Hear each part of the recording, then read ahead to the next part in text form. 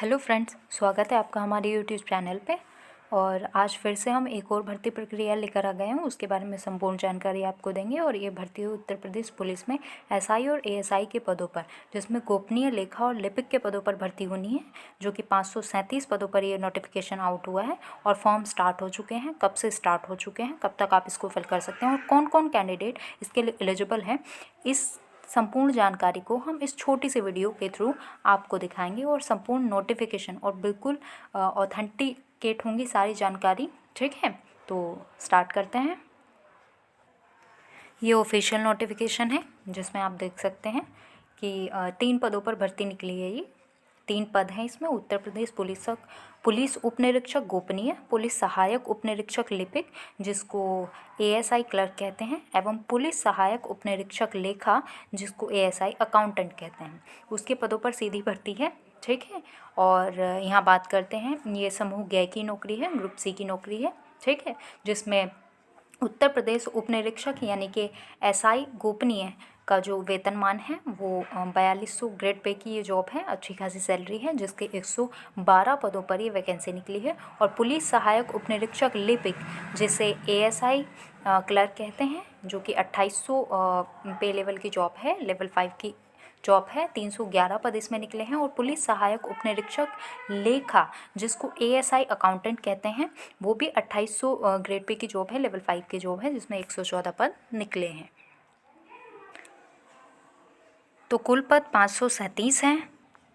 बात करेंगे आवेदन तिथियों की, तो आवेदन तिथि जो है इसकी 20 दिसंबर है, जो कि स्टार्ट हो चुके हैं आवेदन, ठीक है। और अंतिम तिथि 19 जनवरी तक है। और आवेदन शुल्क जमा करने की तिथि भी 19 जनवरी तक है। और जमा किए गए शुल्क के समायोजन की तिथि, ठीक है, वो 22 जनवरी तक आप लोग इसको फिल कर पाओगे।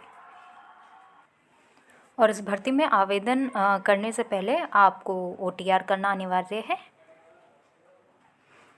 बात करते हैं आवेदन शुल्क की, तो सामान्य ईडब्ल्यूएस और ओबीसी के अभ्यर्थियों के लिए 500 रुपये की फ़ीस है।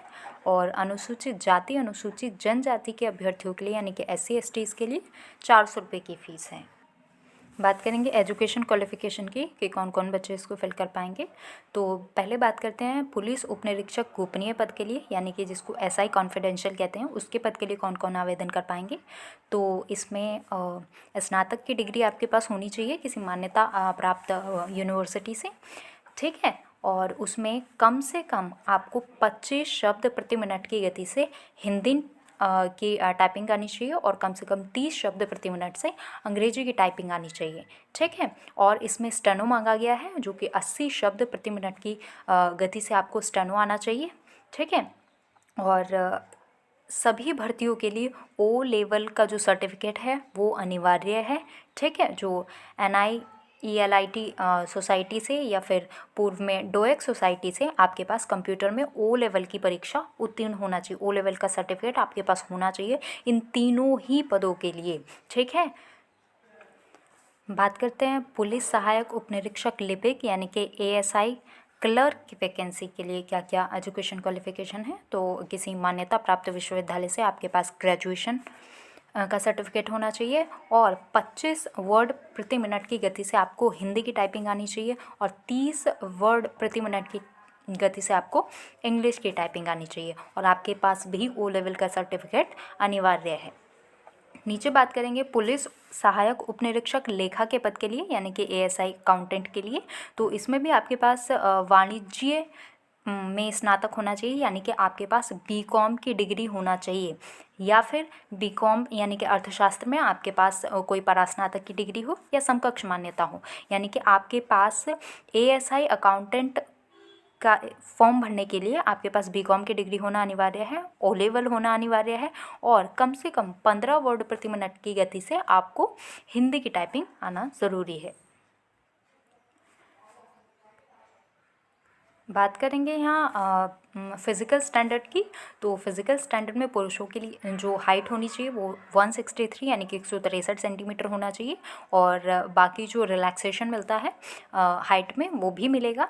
तो सामान्य और ओबीसी यानी कि जनरल और ओबीसी कैटेगरी वालों के लिए हाइट 163 सेंटीमीटर की होनी चाहिए, और ये पुरुषों के लिए है। और जो SC STs के लिए है वो 156 यानी कि 156 सेंटीमीटर होने चाहिए, और इनका जो सीना में फुलाव है वो भी मापा जाएगा।